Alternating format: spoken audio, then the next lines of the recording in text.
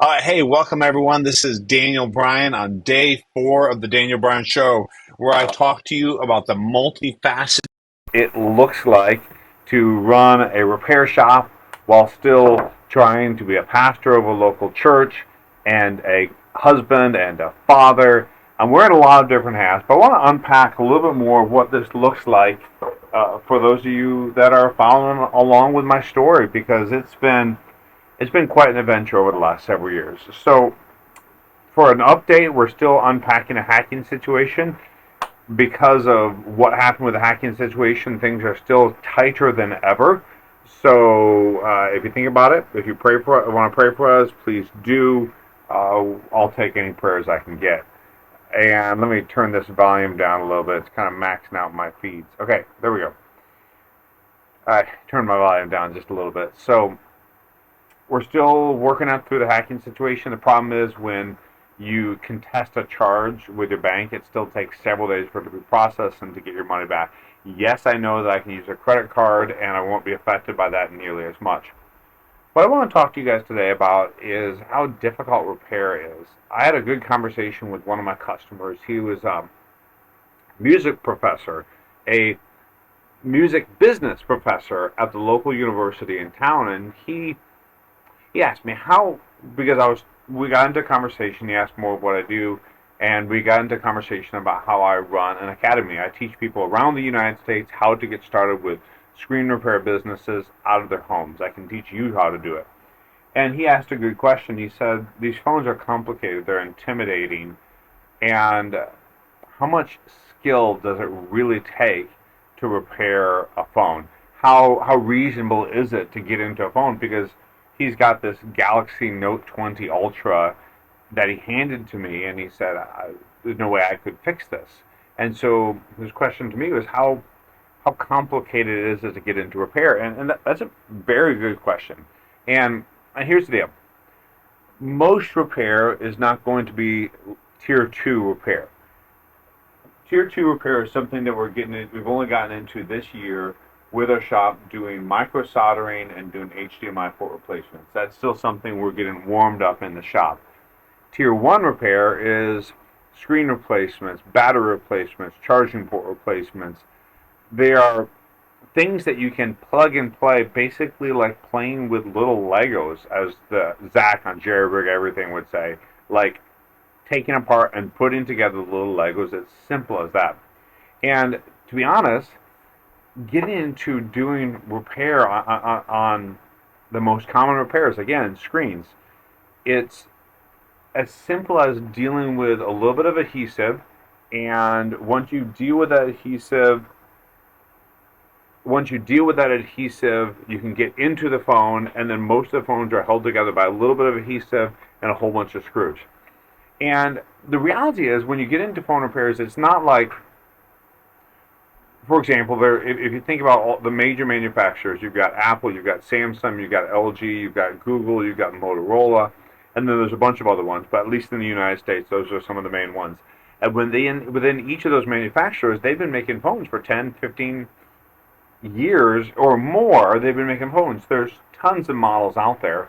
So how can you possibly know how to fix all those phones? How can you possibly tackle all those phones out there? I've got two answers for that make it really straightforward to get into doing repair. First of all, YouTube. There are specific YouTube videos for every single phone out there on exactly what it looks like to repair them. Now, the one thing I've learned the hard way is not every YouTube video is going to show you every element of the repair. For example, iFixit. They're going to pick and choose the parts they show you of the repair. So you need to be careful with using YouTube videos. But whenever I encounter a device that I haven't fixed before for the first time, I'm going to pull up a YouTube video, fast forward it through it so I see how to open the device, things I need to be careful of in the device.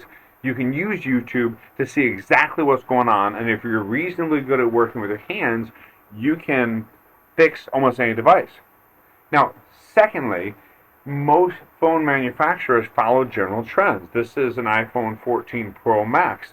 Apple has followed certain rules, for certain processes for how they design the 14, the 13, and the 12, the design has stayed pretty much the same. And then beneath the 12, you go 11, XS, X, and X, XS, and then X, and then you have the XR and 11. They all follow a similar design motif. The reality is companies don't jump all over the place. They make something that works well, and they follow that style. What that means is if you got into repair, basically you just need to know how to repair you need to know how to repair a typical iPhone, a typical Samsung phone, a typical Pixel phone, a typical. You need to only master about 4 or 5 different phones to be able to do screens on close to 100 different models of phones. The reality is there's a surprising number of times, even 6 years into this thing, where I sit down to repair a computer or tackle a phone problem that's more complicated, and I am scared as all get out. I'm nervous I'm going to damage it. I lack the confidence that I'm going to actually be able to pull it together, pull it off. There's so many things going through my head, and that's the reason I talk so much about physical fitness, about staying healthy, sleeping, and all that, because you need to have your confidence game high. But it's more than just confidence. You need to approach any unknown by breaking it down to the most simple things. When you get into a phone, you need to say, do I know how to open this safely? Have I seen the technique on how to open this? Am I getting the power disconnected as fast as possible? Am I using the right amount of caution to make sure I'm not causing electrical damage to this phone? There are a few simple rules you need to follow, and once you learn those simple rules, it makes it easier for you to avoid damaging the phone. Now, I strongly encourage anyone that gets into doing phone repair to follow standard operating procedures.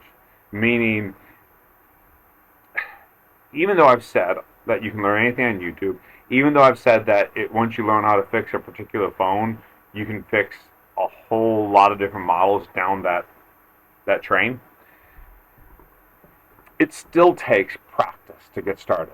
It still takes me, when I'm a new technician in a shop, it takes 3-4 weeks before they are good enough that I can trust them to kind of wing it on a new phone. Until that time, I make sure I have tons of standard operating procedure videos where I create a video showing exactly how I expect my guys to repair their phones.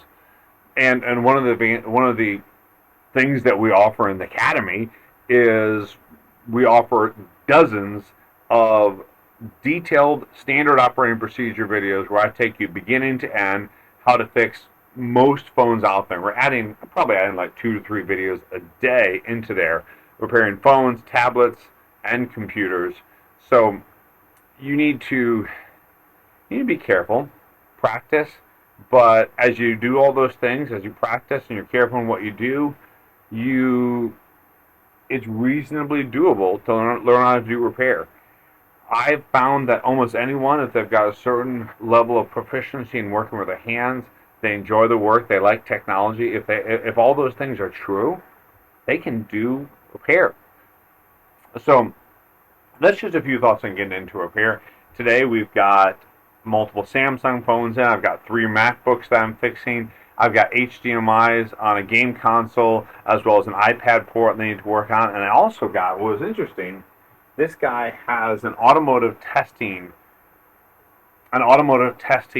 board that has the cable broke off the back, and we're going to be using our microscope to solder this cable back in place. I'm so excited about trying that out.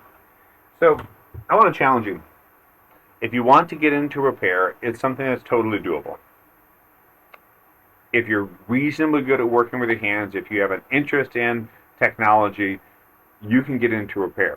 And more than that, I can show you step by step how to run a business, attract clients, do repairs, all the same material that I provide for my employees to show them how to do it, I provide for all my students in Screen Repair Business Academy.